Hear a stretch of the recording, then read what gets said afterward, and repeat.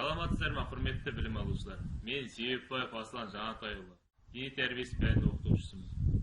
Елімізде болып жатырған төтенше жағдайларға байланысты қашықтан оқыту жүйесін пайдалана отырып өз сабағымызды бастаймыз. Сабақтың тақырыбы волейбол ойын техникасын жетілдіру. Сабақтың мақсаты волейбол ойын техникасын үйрете отырып үй жағдайында жетілдіру.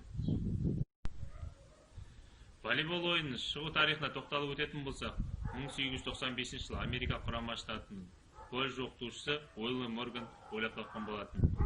Ол алғашында оқушыларға допты бір-біріне қарсы лақтыру арқылы және соны қайталау арқылы осы ойын шыққан. Волейбол сөзінің мағынасы ұшатын доп деген мағынаны білдіреді. Волейбол олимпиадалық және командалық спорт түрі болып табылады. Волейбол ойынның мақсаты қарсылас команданың алаңына допты дәл түсіріп, сол арқылы ұпай жинау. Волейбол ойынның алаңы ені 9 метр, ұзындығы 18 метр болып табылады. Ер балалар үшін тордың биіктігі 2 метр 43 сантиметр, ал қыз балалар үшін 2 метр 22 сантиметр болып табылады. Ал енді жалпы дамыту жаттығуларына келеміз. Жалпы дамыту жаттығулары аяқ арасы иық деңгейінде, қол белде денемізді ұстаймыз. 1 дегенде басымызды алдыға, 2 артқа, 3 оңға, 4 солға. Жаттығуды бастаймыз. 1, 2, 3, 4, 1, 2, 3, 4, 1, 2, 3, 4, 1, 2, 3, 4. Жаттығу аяқталды. Келесі жаттығу. Аяқ арасы иық деңгейінде, қол белде. Басымызды 4 сағ оңға, 4 сағ солға айналдырамыз. Жаттығуды оң жақтан бастаймыз. 1, 2, 3, 4, 1, 2, 3, 4, 1, 2, 3, 4, 1, 2, 3, 4. Жаттығу аяқталды. Келесі жаттығу. Аяқ арасы иық деңгейінде, қол кеуде тұсында. Иығымызды 4 сәт алға, 4 сәт артқа айналдырамыз. Алға айналдырғанда иық, қол бір-біріне тию керек, артқа айналдырғанда жауырын бір-біріне тию керек. Жаттығуды алға қарай бастаймыз. 1, 2, 3, 4. Артқа. 1, 2, 3, 4. 1, 2, 3, 4. 1, 2, 3. Жаттығу аяқталды. Келесі жаттығу. Аяқ арасы иық деңгейінде, қол кеуде тұсында. 1, 2 алға, 3, 4 оңға қарай толық жазамыз. 1, 2 алға, 3, 4 солға қарай толық жазамыз. Жаттығуды бастаймыз. 1, 2, 3, 4, 1, 2, 3, 4, 1, 2, 3, 4, 1, 2, 3, 4. Жаттығу аяқталды. Келесі жаттығу. Аяқ арасы иық деңгейінде, қол белде. Белімізді 2 сан оңға, 2 сан солға айналдырамыз. Жаттығуды оң жақтан бастаймыз. 1, 2, 3, 4, 1, 2, 3, 4, 1, 2, 3, 4. Жақсы, жаттығу аяқталды. Келесі жаттығу. Аяқ арасы иық деңгейіне алшақ. Ашамыз. 1 дегенде 10 аяққа тигіземіз, 2 жерге, 3 сол аяқ, 4 қалыпты жағдайға келеміз. Жаттығуды ол жақта бастаймыз. 1, 2, 3, 4, 1, 2, 3, 4, 1, 2, 3, 4, 1, 2, 3. Жаттығу аяқталды. Келесі жаттығу. Аяқ арасы иық деңгейіне алшақ ашамыз. 1 дегенде оң қолды сол аяққа тигіземіз. 2 дегенде сол қолды оң аяққа тигіземіз. Жаттығуды оң жақтан бастаймыз. 1, 2, 3, 4, 1, 2, 3, 4, 1, 2, 3, 4, 1, 2, 3. Жаттығу аяқталды. Келесі жаттығу. Аяқ арасын қосамыз, қол зеде. Земізді 4 сан оңға, 4 сан солға айналдырамыз. Жаттығуды бастаймыз. 1, 2, 3, 4, солға қарай. 1, 2, 3, 4, оңға. 1, 2, 3, 4, 1, 2, 3. Жаттығу аяқталды. Келесі жаттығу. Қолымызды алға созамыз, аяқ арасы еттен кейін алшаға ашамыз. 1 дегенде сол аяққа отырамыз. 2, қалыпты жағдайға келеміз. 3, оң аяққа отырамыз. 4, қалыпты жағдайға келеміз. Дайындаламыз. Жаттығуды бастаймыз. 1, 2, 3, 4, 1, 2, 3, 4, 1, 2, 3, 4. Осымен жалпы жаттығулар аяқталды. Волейбол ойынын арнайы жаттығуларын дамыту мақсатында, яғни бізге керек құралдар: скакалка, турник, брусья, жгут және тумба. Осыларды пайдалана отырып, арнайы жаттығулар жасаймыз.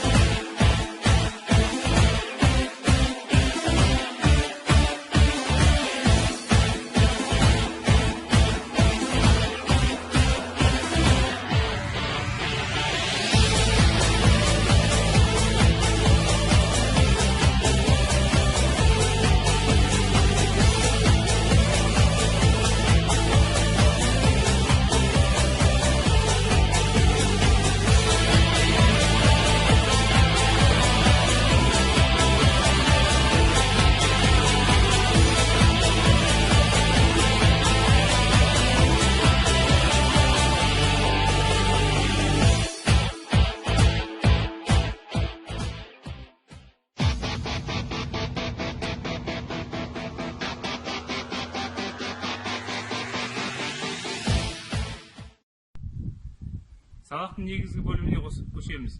Негізгі бөлімде допты төменнен қабылдау әдісі, яғни ең бірінші қолды сол қол, бұның үстіне оң қол салып, қолымызды құлыптаймыз. Қолымызды кейін ашамыз, толық ашамыз, яғни жазамыз. Сол аяқ алда тұру керек, оң аяқ артта тұру керек. Допты жарма қосамыз төменнен.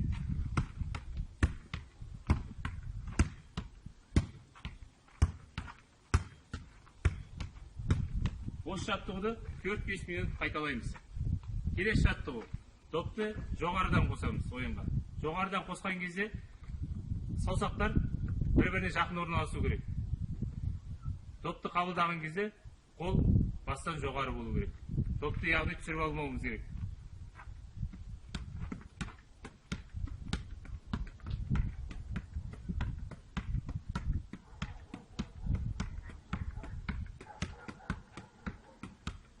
Осы жаттығуды 4-5 минут қайталаймыз.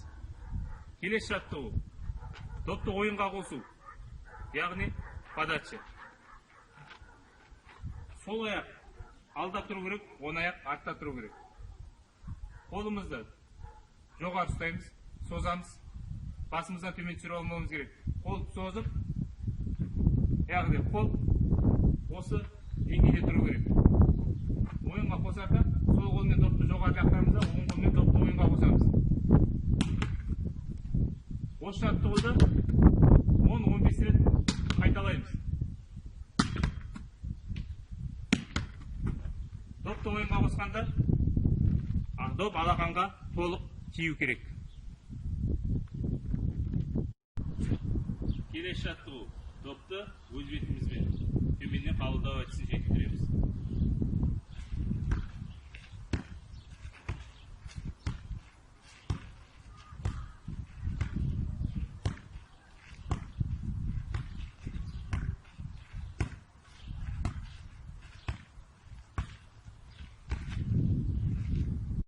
Келесі жаттығу допты жоғарыдан қабылдау әдісін жетілдіреміз.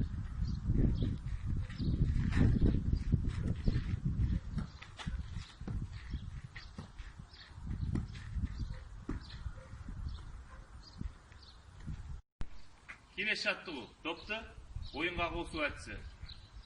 Сол аяқ алда тұрады, доп сол қолда төменнен қосу әдісі жетілдіреміз. Алға қарай еңкейеміз, назарымыз ойын алаңында болады. Қолымызды бүгеміз. Осы жаттығуды 5-6 рет қайталаймыз.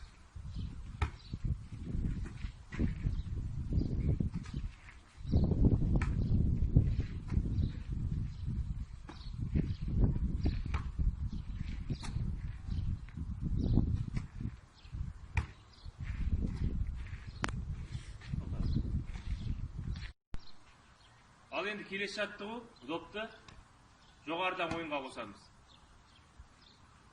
Жаңағыдай сол аяқ алдыда доп сол қолда, оң қолымызды жоғары көтереміз, дайындаламыз, алға қарай береміз подачасын.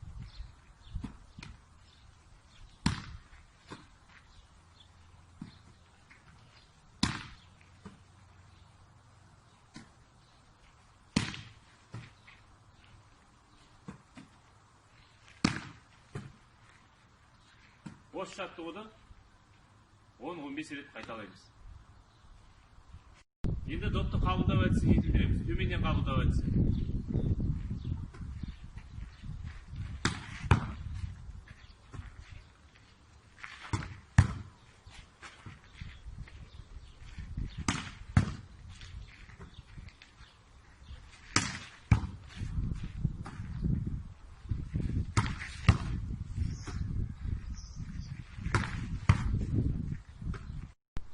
Келесі жаттығу енді шабуылдау әдісін жетілдіреміз.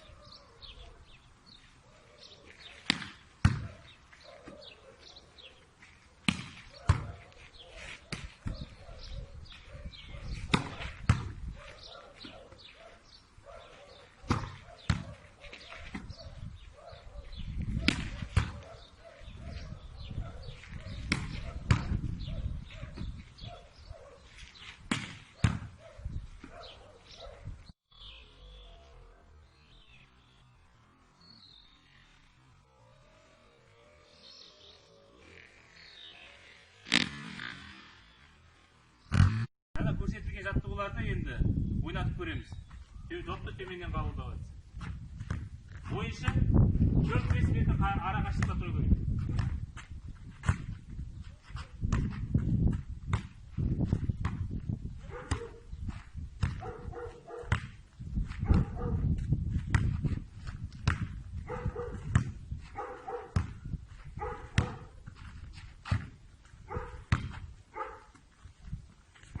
Екінші, жаңағы допты жоғарыдан қосу әдісін жетілдіреміз. Допты яғни жоғарыдан қосамыз. Ойыншы 4-5 метр ара қашықта тұру керек.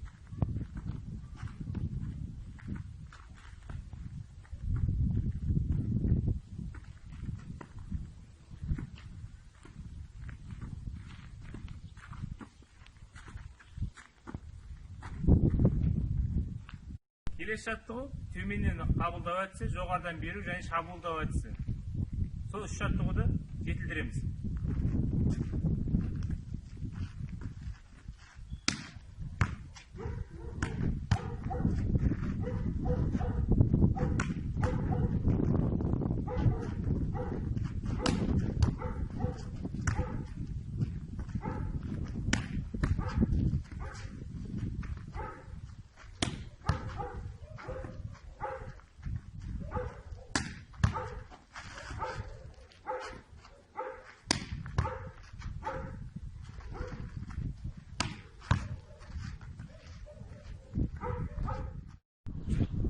Келесі жаттығу. Допты өз бетімізбен төменнен қабылдау әдісін жетілдіреміз.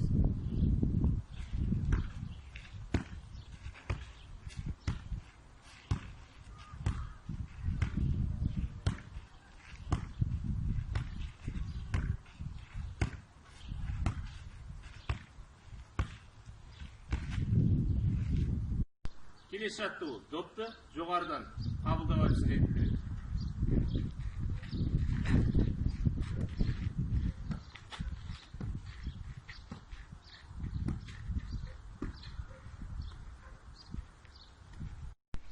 Келесі жаттығу. Допты ойынға қосу әдісі.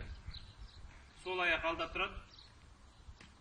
Доп сол қолда төменнен қосу әдісі жетілдіреміз. Алға қарай еңкейеміз. Назарымыз ойын алаңында болады. Қолымызды бүгеміз. Осы жаттығуды 5-6 рет қайталаймыз.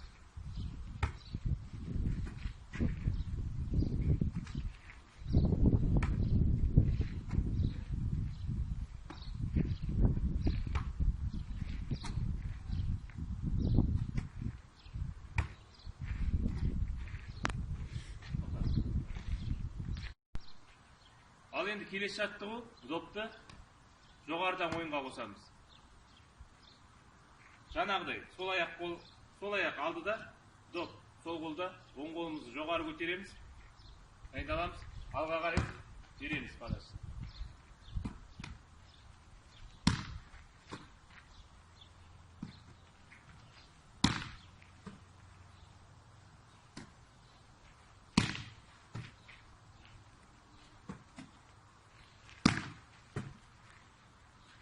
Осы жаттығуды 10-15 рет қайталаймыз. Енді допты қабылдау әдісін жетілдіреміз. Төменнен қабылдау әдісі.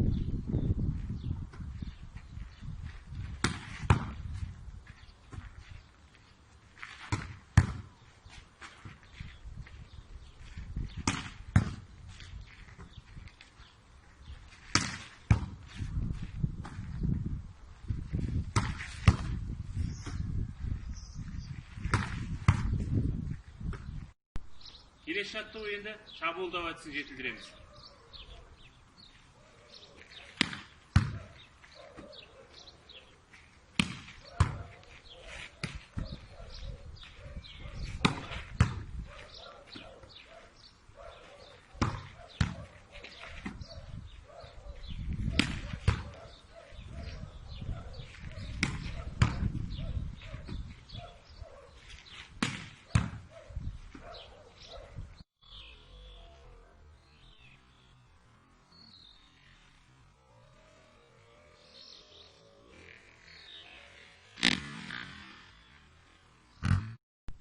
Сабағымды қорытындылай келе, волейбол ойын техникаларын, арнайы жаттығулар, жалпы дамыту жаттығулар көрсетілді.